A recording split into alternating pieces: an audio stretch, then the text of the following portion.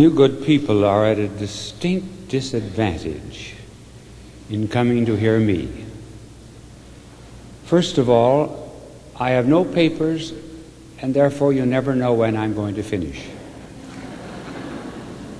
You could say, oh, he has only 3 more inches to go.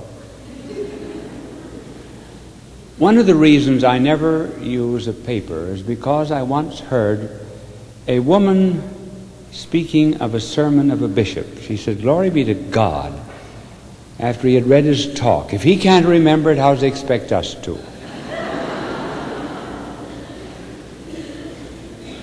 You're going to hear a subject today that you've never heard before.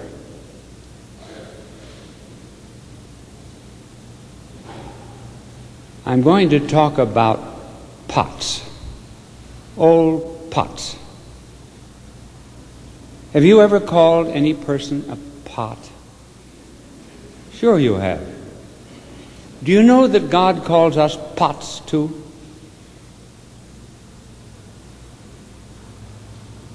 That will be the sermon, pots.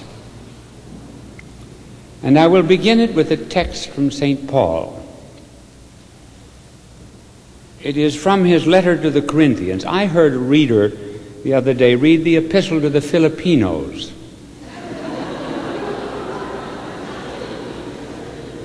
Instead of the Philippians, and another who read the second letter to the theologians.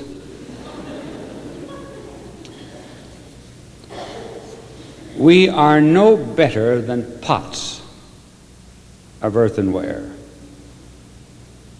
to contain this great treasure.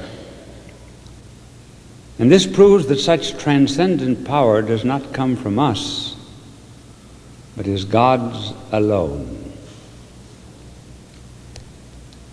Notice that we have a treasure inside of us, which is grace. Christ's life is in our body. But the body's a pot, like a pot of earthenware. Never before has anyone put such a treasure in so trivial a deposit. God doesn't change the nature of our pots when he makes us his children. For example, Moses was called to be the leader of Israel, and Moses stuttered. 3 times God said to Moses, or Moses said to God, "I can't talk, I stutter." And God said to him, "Well, let your brother Aaron talk for you then." But he would not remove the stuttering. That was the nature of his pot. Peter was impetuous,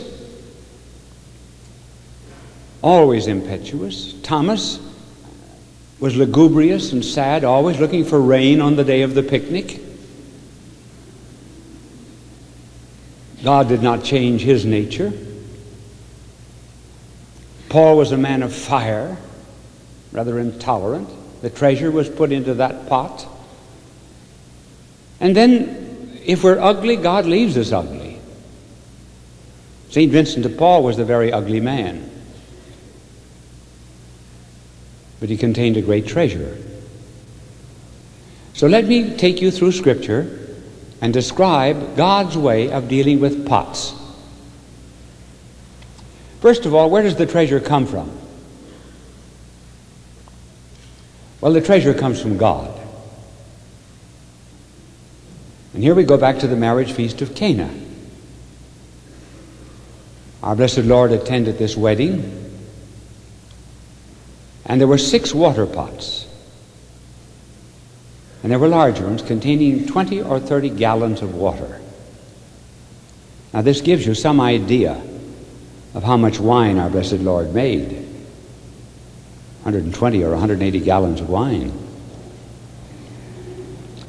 Now the water pots were used by the Jews for purification. They had a peculiar kind of washing. They had to wash their hands in such a manner as to let the water drip down their fingers.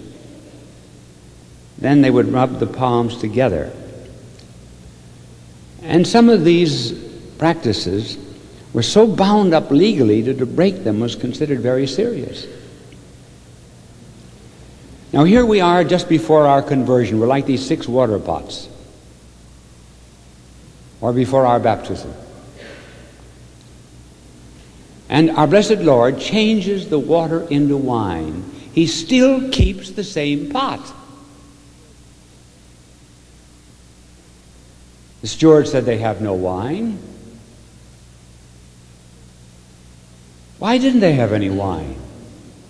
Why did it all give out? Can you imagine wine giving out in a wine country?